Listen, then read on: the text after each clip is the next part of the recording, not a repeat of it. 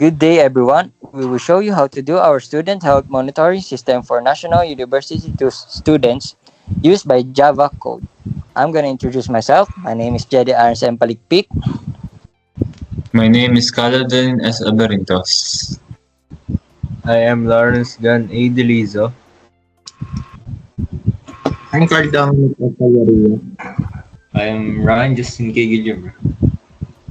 And I am Raqui Ren Mendoza.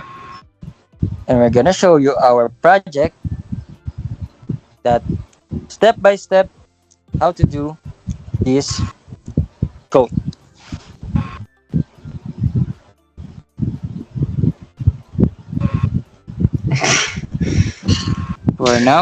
For the output, makikita natin dito sa output na ito ang aming ginawang code. Sabi dito, the Student Health and Fitness Tracker is a system designed to monitor and manage the health metrics of students. It uses to calculate and to track vital health data such as body mass index, which is BMI, desired body weight, which is DBW, total daily energy expenditure, which is TDEE, and pedometer lag. And logs health data into CSV files for easy tracking and reporting. This system is intended for national yan use only. Here we have an option to enter your name. Let's input Ryan. Now it will give us an option to input our section. Now let's put INF 241. And this gives options whether if you want to calculate your BMI, your DBW, your TDE, or your pedometer log, or you can exit. Now we will try to calculate our BMI. So for our BMI, you will input your weight in kilograms. So for example, let's input 60, and your height in centimeters as 181. And now you will see that your BMI is 18.31. Yes.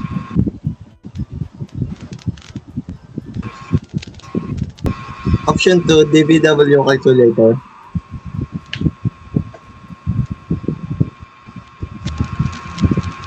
Dito, maglalagay tayo ng height,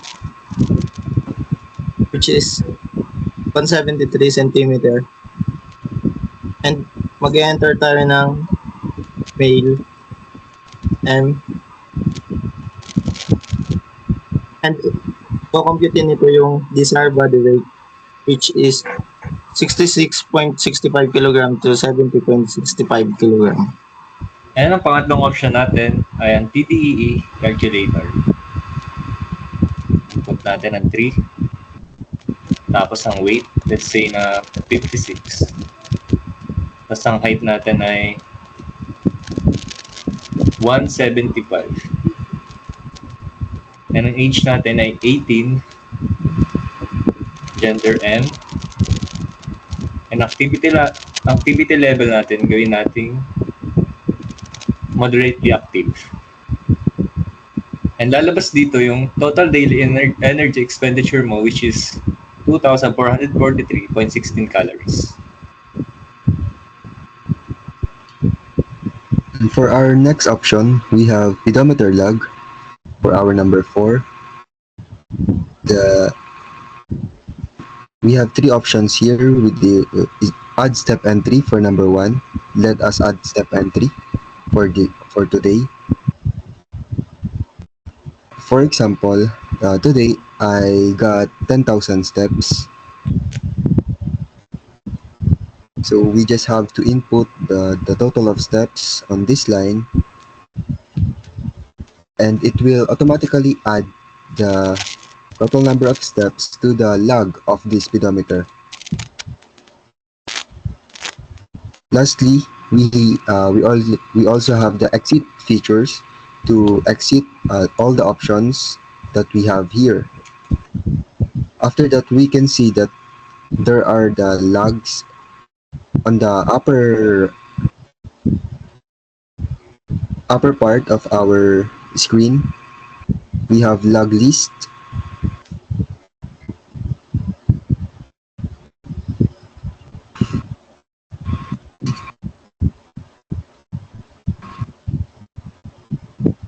log list, which is Ryan INF241, the details that we input before, and for our pedometer log, which is the 10,000 that we have input for pedometer log before, which is 10,000 steps. You can see that through this file handling, we can store these informations even though we have input them on the other file.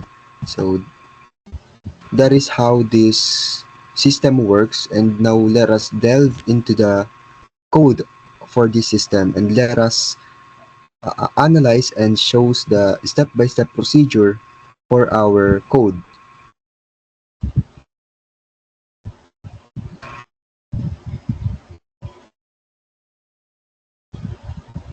Now let's Alright. scroll to the very top, and we can see that we imported java.io with an asterisk on it. We did that para hindi na natin isa-isahin ang pag-import ng ibang mga pre-built-in codes. At para isahang, the asterisk means isahang ano na yun, lahat na nung built-in codes magagamit na niya. Now, dun sa system outprint, yun yung nakikita ng user dun sa pinakaunang part ng ating output. Yun yung text na nakikita ng user dun sa when they first run this code. Now, dun naman sa scanner, there's a system scanner new that equals new scanner parenthesis sister.in. Nagbibigay ito ng ito ay code na nagbibigay ng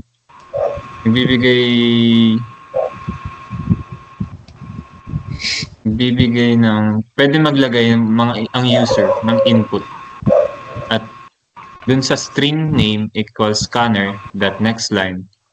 Kaya string ito kasi ang string ay variable na word, hindi number, gaya ng int, double, at float.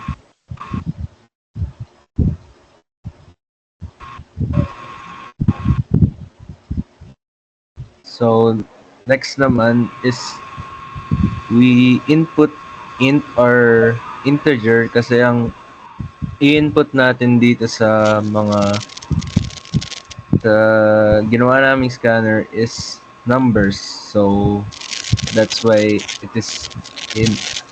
So, for the do part, it is for the loop. So, we can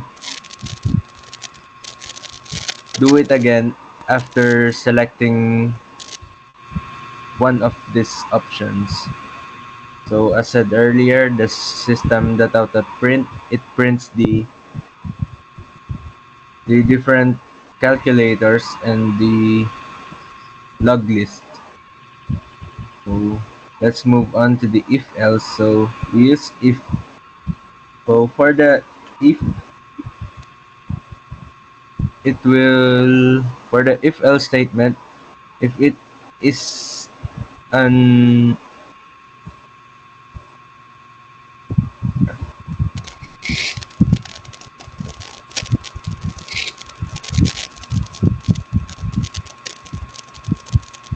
so for the if else statement, if we put, for example, if we put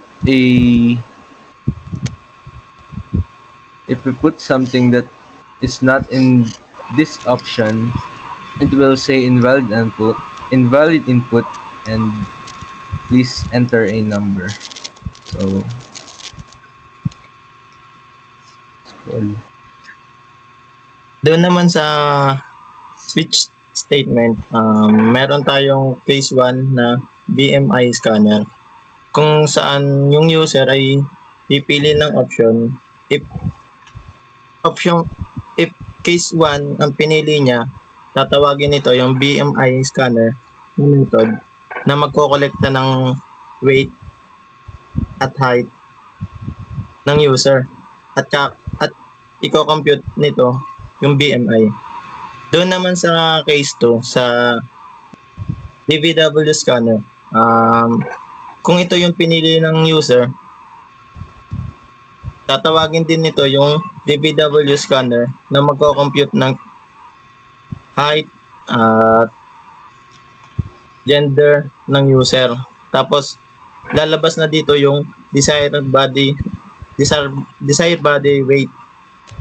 Sa case 3 naman, yung sa TDE scanner, same lang din to ng case 1 at case 2 na tatawagin din yung TD scanner na method na magkokolekta ng weight, height, age, and gender.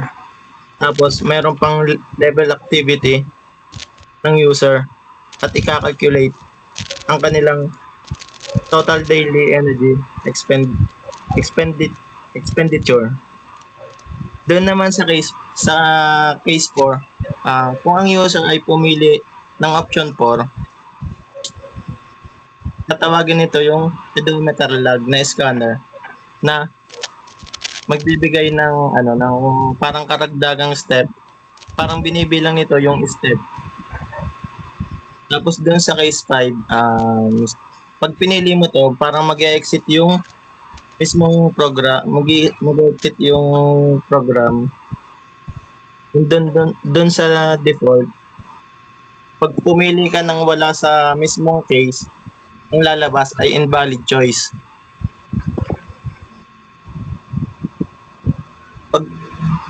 Pagkatapos matapos ng loop, kapag pinili ng user yung option 5 upang mag-exit, ang scanner ay isasara gamit ng scanner close. In this part, dito na tayo sa try catch, which is the file writer, tapos ang ulit. In this part, dito na tayo sa try catch, which is dito yung file writer natin na iaano yung log list .txt, which is this. Dito pupunta yung mga ni-write na files, and then yung catch, siya yung mag-i-stop ng code na to.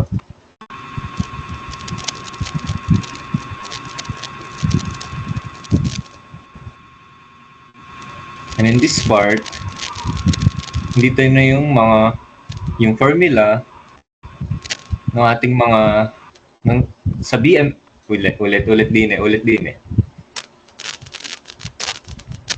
Kayo dun sa DBW tsaka sa sunod.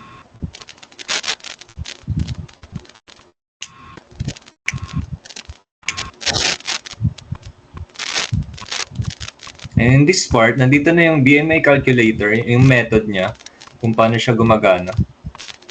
Dito, i-enter natin yung weight in kilograms, tapos scanner. Dito naman sa sunod, height in centimeters, tapos may scanner din. Tapos, ito yung formula niya, weight divided by height times height divided by 10,000. And then, ipiprint niya yung magiging kakalabasan nito.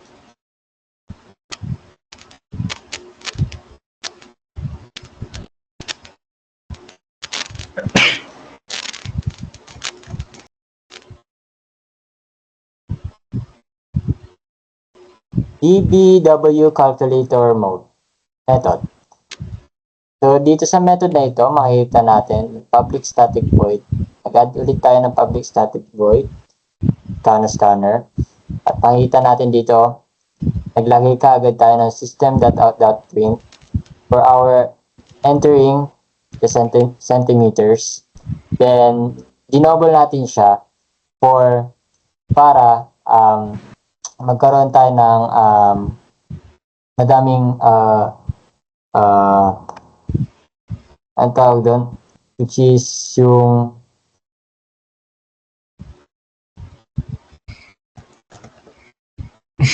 Decimal. Decimal, which is yung decimal. So, double, yun yung rule ng double. Tapos, nilagyan na din natin dito sa system.out.print yung enter our gender, which is male and female. Tapos sa char, it means yun yung data type na nakakapag-store ng isang single character, and inad ulit natin yung double, which means yun nga, for our height. Yeah. And for our calculating the dBW using derived formula, dito ginamitan natin yan ng if-else.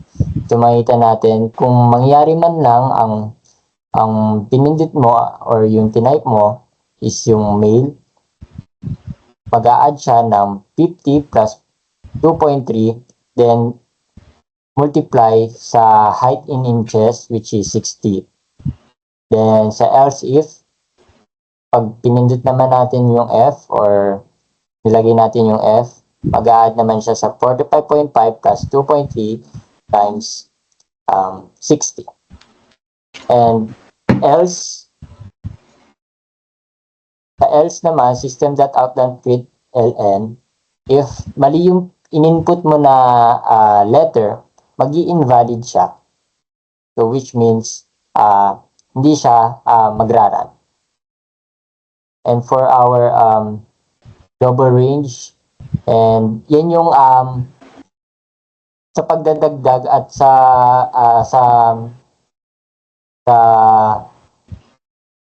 formula din ng sa male and female.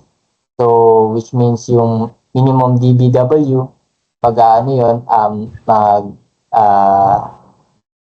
tawag dito.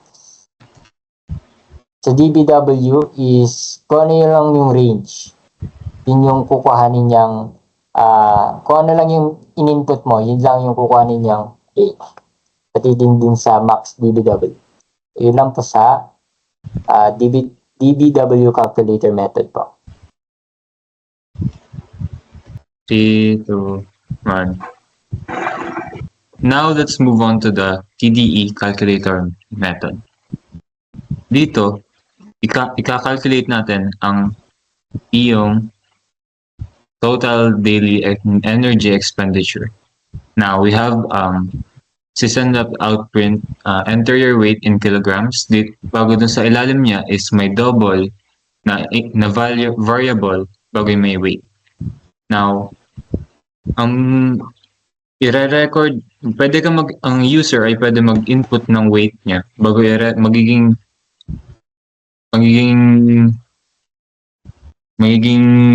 yung variable na double weight, yun ang magiging value ng kung anong man na in-input ng user.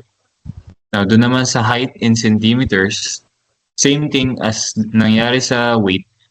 Mag-i-input yung user bago ang value na ng height is yung in-input ng user.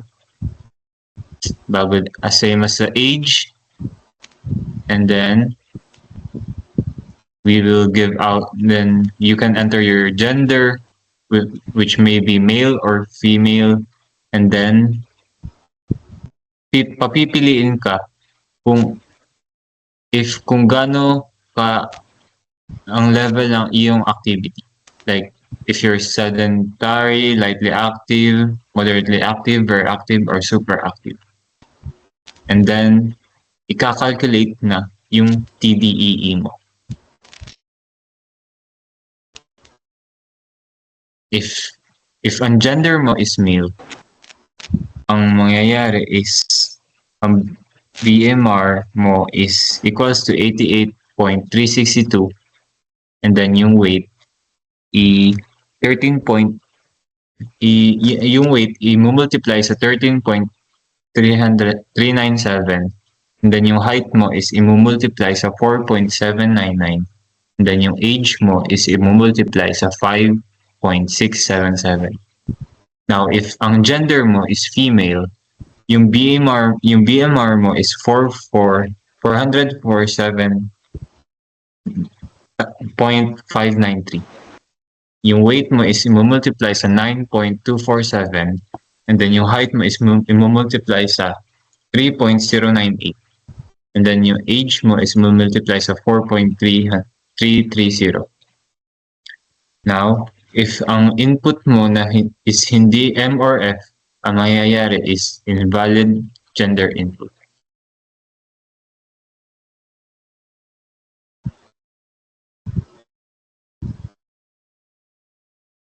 Now, for the switch statement.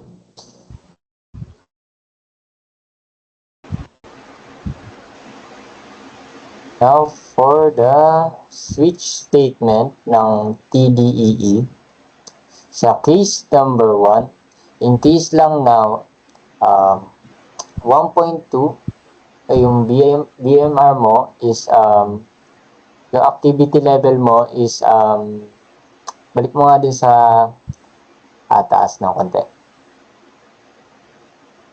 Taas pa. Yan. So, kung if ang BMR mo is legendary, magta-time siya sa 1.2 and so on. Sa ganun din sa case 2, case 3, case 4, case 5.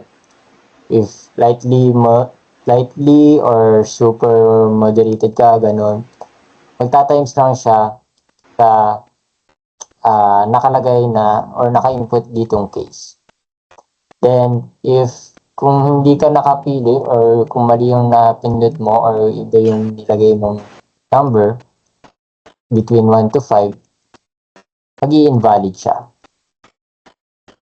And then for the last is yung your total daily energy expenditure. So kung ano yung pinili mo for the kung kaano yung intensity na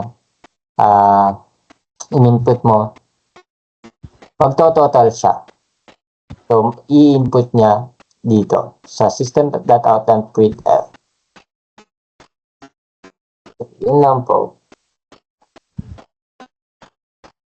So, dito naman sa pedometer log method, the system will print the pedometer log, add step entry, the view pedometer log, and the back to main menu.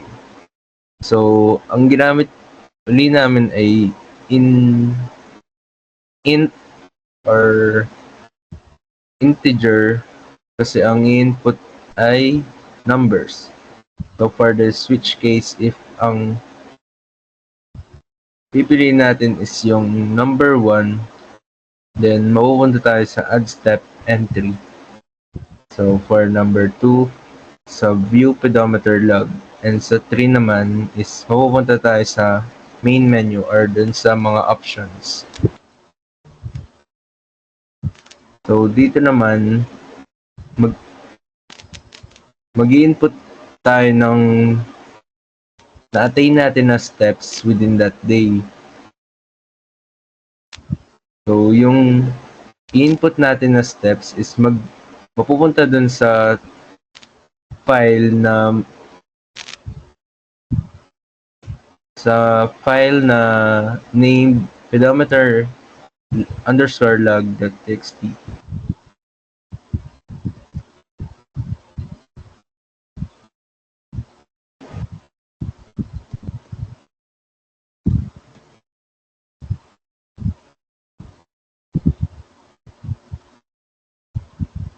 Doon na sa